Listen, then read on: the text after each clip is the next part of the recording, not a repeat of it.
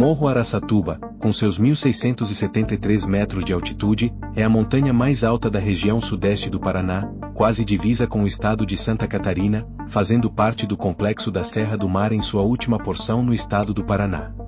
Seu trajeto é na maior parte caminhada por trilha aberta, com exposição ao sol e vento. A dificuldade fica por conta de alguns paredões rochosos que vão exigir bastante das pernas. Apenas no comecinho existem algumas árvores e vegetação alta. É uma aventura prazerosa, e tem uma vista deslumbrante.